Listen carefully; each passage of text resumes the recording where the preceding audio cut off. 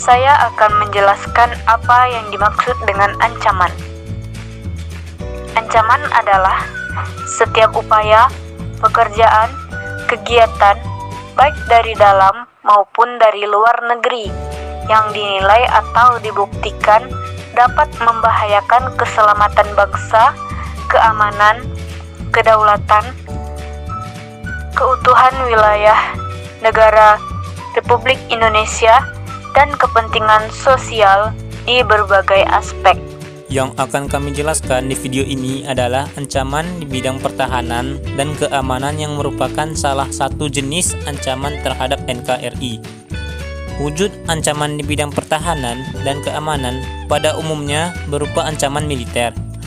Ancaman militer adalah ancaman yang menggunakan kekuatan bersenjata dan terorganisasi yang dinilai mempunyai kemampuan membahayakan kedaulatan negara, keutuhan wilayah, dan keselamatan segenap bangsa, seperti agresi atau invasi, pelanggaran wilayah, pemberontakan bersenjata, spionase, aksi teror, dan ancaman keamanan laut juga udara. Terdapat beberapa faktor penyebab ancaman di bidang pertahanan dan keamanan, antara lain: 1. Kurangnya penerapan dan penegakan hukum dan HAM. 2. Kurangnya penerapan keadilan. Dan 3. Adanya suatu kelompok yang bertujuan memecahkan bangsa Indonesia. Yang keempat, lambatnya pemulihan ekonomi. Yang kelima, lemahnya nilai-nilai budaya bangsa akibat kuatnya pengaruh budaya asing. Yang keenam, kemerosotan di bawah para penegak hukum.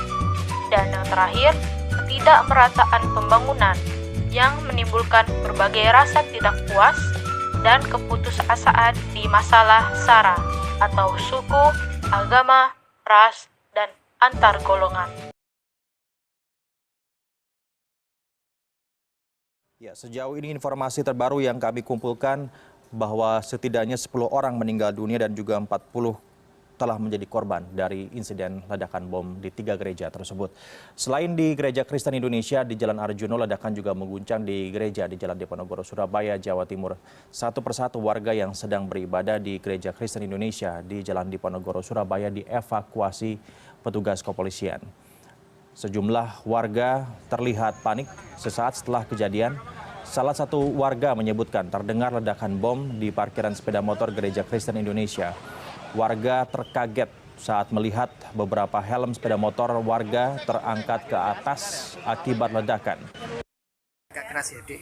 Ngomong aja. Ayo, Dik, ngomong gimana kejadiannya? Kejadiannya tadi kan saya keluar dari mobil.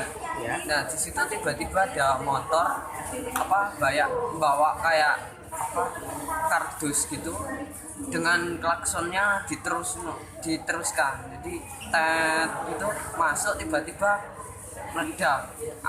Saya langsung tiduran di jalan gitu, langsung tidak tahu apa-apa lagi. Adik barusan dari gereja. Iya, Mau masuk atau mau masuk. Oh gitu. Oke. Fenomena tersebut termasuk ke dalam ancaman di bidang pertahanan dan keamanan berupa aksi teror. Fenomena tersebut berdampak sangat buruk yang dapat mengancam keselamatan bangsa dengan menebarkan rasa ketakutan yang mendalam, serta menimbulkan korban tanpa mengenal seperti kemanusiaan.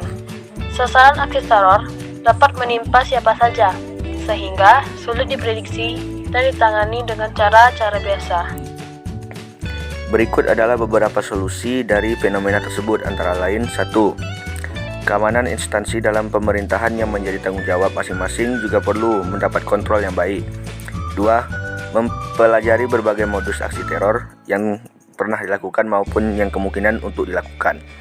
3. Berkonsentrasi pada hal-hal yang bisa mengancam objek vital. 4. Peran kesiapsiagaan nasional sudah mulai terbangun dengan baik. 5. Warga negara serta TNI dan Polri juga harus bertanggung jawab terhadap pertahanan dan keamanan negara seperti yang tertuang pada pasal 30 ayat 1 sampai 5 Undang-Undang Dasar NKRI tahun 1945.